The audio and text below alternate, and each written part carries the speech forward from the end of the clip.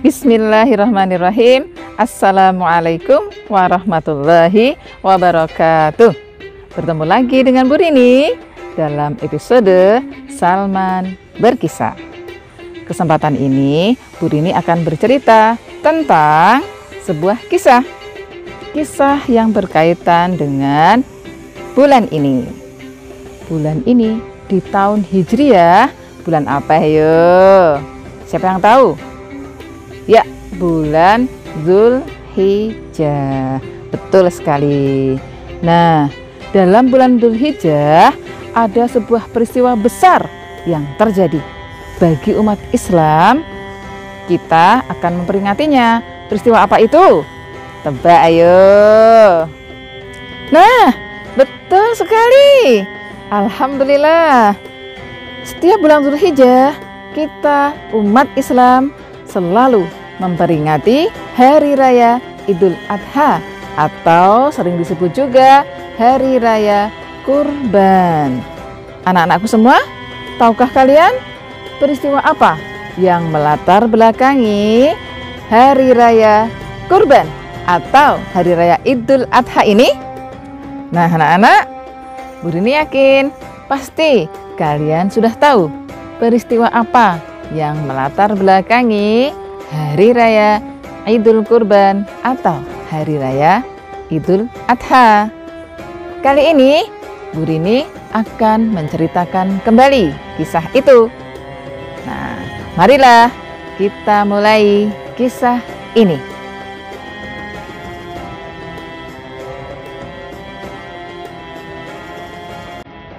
Dikisahkan bahwa Nabi Ibrahim mempunyai 2 orang istri.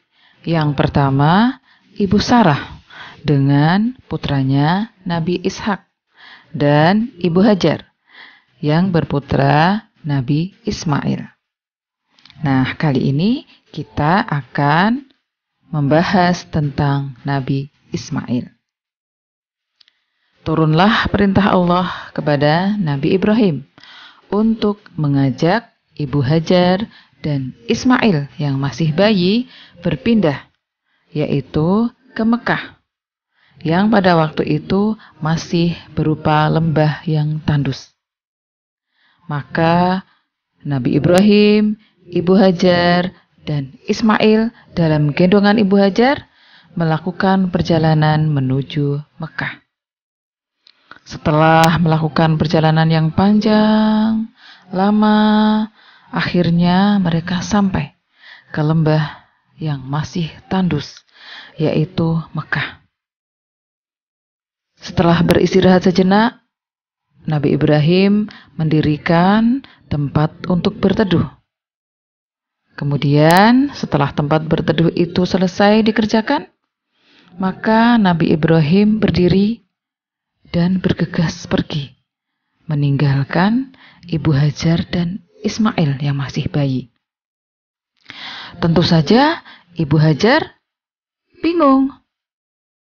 Kemudian mengejar suaminya. "Wahai Ibrahim suamiku, apa yang hendak engkau lakukan? Apakah engkau akan meninggalkan aku dan Ismail di tempat ini?" Nabi Ibrahim tidak menjawab, tapi terus berjalan. Kemudian Ibu Hajar mengulang lagi pertanyaannya. Ketika tidak ada jawaban pun, akhirnya Ibu Hajar berpikir. Kemudian ditanya lagi, "Wahai Ibrahim suamiku, apakah ini atas perintah Allah?" Barulah Nabi Ibrahim berhenti, menganggukkan kepala, menjawab, "Iya." Dengan jawaban itu, akhirnya Ibu Hajar berkata, "Baiklah, kalau ini perintah Allah, tentulah Allah tidak akan menyia-nyiakan aku dan Ismail putramu." Setelah mendengar jawaban Ibu Hajar tadi, maka Nabi Ibrahim benar-benar meninggalkan mereka berdua di lembah tandus Mekah. Sepeninggal Nabi Ibrahim, maka Ibu Hajar pun kembali ke tempat berteduh, menghampiri bayinya Ismail.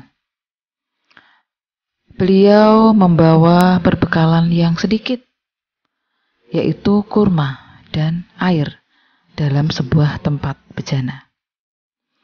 Nah, karena sudah lapar, akhirnya perbekalan itu habis. Dan karena lama tinggal di situ, maka Ibu Hajar pun lapar. Ismail yang masih bayi juga lapar dan haus. Dan akhirnya bayi Ismail menangis. Mendengar tangisan itu, Ibu Hajar berusaha untuk mencari, melihat ke sekeliling. Siapa tahu ada makanan, ada sumber air. Maka ditataplah ada sebuah bukit. Kemudian Ibu Hajar berlari ke atas bukit itu. Namun ketika sudah sampai di atas bukit, tidak didapatinya apapun. Gersang, tanpa pohon, tanpa sumber air. Kemudian Ibu Hajar melihat lagi ke sekeliling. Itu ada bukit lagi. Baiklah, aku akan ke sana. Begitu gumam Ibu Hajar. Maka Ibu Hajar berlari lagi, turun, kemudian naik lagi ke atas bukit yang satunya.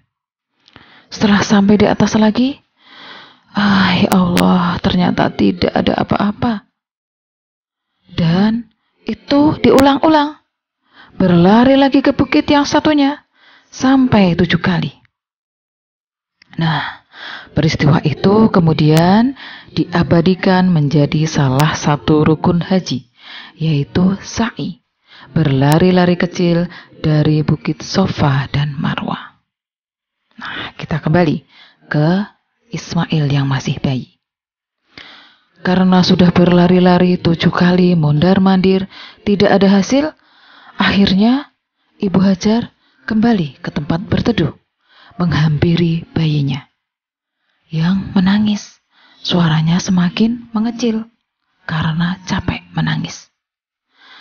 Nah, pada saat yang sudah mendekati putus asa itu, turunlah pertolongan Allah dengan mengutus malaikat Jibril.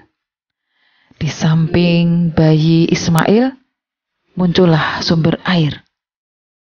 Maka Ibu Hajar dengan girang disibaklah pasirnya, dikumpulkanlah airnya sambil bergumam, Zam-zam, Zam-zam, yang artinya berkumpullah. Nah, kemudian dengan sangat gembira Ibu Hajar berdoa, minum air Zam-zam tersebut. Setelah kenyang, maka akhirnya Ibu Hajar bisa menyusui lagi Ismail.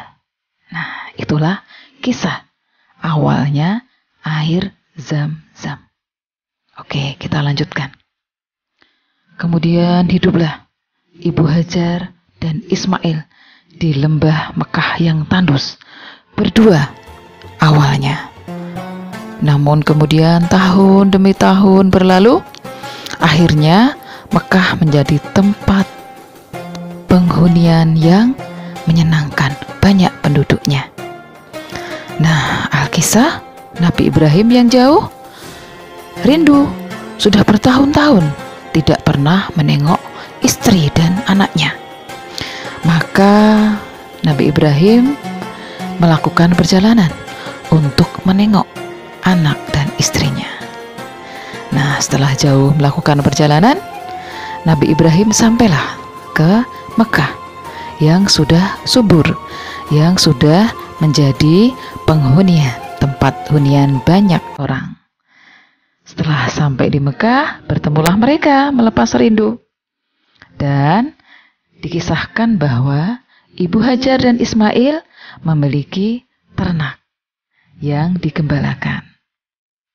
Maka Nabi Ibrahim membantu Ibu Hajar dan Ismail untuk menggembalakan ternak. Nah, ketika membantu menggembalakan ternak itu, mereka bertiga capek dan akhirnya tertidur di tempat yang teduh. Nah, dalam tidur itulah Nabi Ibrahim bermimpi. Allah memerintahkannya untuk menyembelih Nabi Ismail putranya. Nabi Ibrahim terbangun dan kaget. Ya Allah, benarkah mimpiku? Benarkah ini perintah Allah? Awalnya Nabi Ibrahim tidak begitu memikirkan mimpi tersebut. Namun, karena ketika tidur lagi dan muncul lagi mimpi itu berulang, maka akhirnya Nabi Ibrahim pun menyampaikan mimpi itu kepada putranya. Didekatilah putranya. Wahai Ismail putraku, ketahuilah bahwa aku bermimpi. Allah memerintahkanku untuk menyembelihmu. Sekarang bagaimana pendapatmu? Maka Ismail yang masih bocah itu menjawab, wahai ayahku, kalau memang itu perintah Allah, laksanakanlah. Aku akan taat kepada perintah Allah dan kepada ayah. Betapa terharunya Nabi Ibrahim kepada putranya yang lama ditinggalkan di Mekah, yang lama tidak bertemu, dan ketika bertemu baru saja sesaat ternyata harus disembelih, dan putranya taat, manut. Maka akhirnya mereka merencanakan waktu dan tempat untuk menyembelih. Dipilihlah sebuah bukit. Nah, mereka melakukan perjalanan ke atas bukit itu. Kemudian di perjalanan datanglah setan mengganggu, menghalang-halangi. Maka dengan teguh Nabi Ibrahim mengambil batu dan melempar setan itu sampai akhirnya setan itu lari. Namun diulang lagi, diganggu lagi, dihalang-halangi. Nabi Ibrahim pun mengambil batu lagi, dilempar setan itu sampai dia lari. Dan itu berulang sampai akhirnya setan itu lari, tidak mendekati lagi. Nah, ketika setan sudah pergi, maka mereka berhenti dan melakukan perintah Allah. Dengan posisi tengkurap, tidur, Nabi Ismail ditutup kain putih. Namun kemudian Nabi Ismail bilang, wahai ayahku, nanti tidak ada kain lagi untuk menjadi kain kafanku. Maka singkirkan dulu kain kafan ini. Nah, maka kain kafan itu disingkirkan dan Nabi Ibrahim bersiap memegang leher Nabi Ismail. Nah, kemudian dengan hati yang pasrah kepada Allah untuk menjalankan perintah Allah, menyembelih putranya, Nabi Ibrahim pun pelan-pelan mengarahkan pedangnya ke leher Nabi Ismail. Nah, waktu itulah Allah menurunkan domba dari surga di depan Nabi Ibrahim. Sehingga kemudian Nabi Ibrahim tidak jadi menyembelih Nabi Ismail. Allah sudah menggantinya dan Allah berfirman bahwa karena keteguhan iman, keyakinan Nabi Ibrahim dan Nabi Ismail atas perintah Allah, maka Allah mengganti Nabi Ismail dengan domba. Nah, kemudian akhirnya Nabi Ismail dan Nabi Ibrahim bersama-sama mereka melakukan penyembelihan terhadap domba yang diberikan oleh Allah. Nah, anak-anakku sekalian, itulah kisah yang luar biasa seorang ayah dan anak yang mereka sama-sama taat kepada Allah, melakukan perintah Allah yang berat, ujian yang sangat berat bagi seorang ayah dan anak. Namun mereka yakin akan perintah itu. Maka kemudian perintah itu dilaksanakan dan kita umat Islam merayakannya setiap tahun, yaitu Hari Raya Idul Adha. Demikianlah anak-anak kisah tentang peristiwa yang melatar belakangi Hari Raya Kurban atau Hari Raya Idul Adha. Nah, sekarang hikmah apa yang bisa kita ambil dari peristiwa itu? Ya, 1. Kita harus taat kepada Allah. Karena dengan taat kepada Allah, maka Allah akan memberikan kemudahan, akan menolong kita. Yang kedua, kita harus taat kepada orang tua kita. Karena dengan taat kepada orang tua kita, Allah juga akan ridho kepada kita.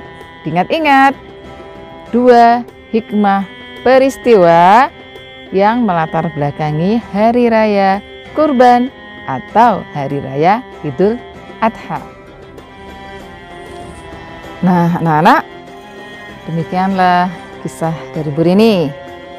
Sebelum berpisah, Bu Rini ada pesan untuk kalian. Yang pertama, jadilah anak yang taat kepada Allah dengan cara melaksanakan perintahnya. Salah satunya melakukan kurban. Boleh dengan unta, sapi, domba, kambing. Kalian punya apa? Kalau sudah punya silahkan. Kalau belum, boleh menabung dari sekarang. Pesan berikutnya, jadilah anak yang taat kepada orang tua. Seperti Nabi Ismail, taat dalam kebaikan.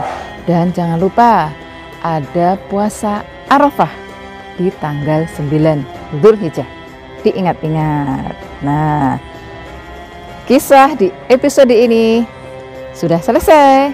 Insya Allah kita akan berjumpa dalam episode berikutnya. Kalau ada salah, Bu Rini minta maaf. Mohon diikhlaskan. Wassalamualaikum warahmatullahi wabarakatuh.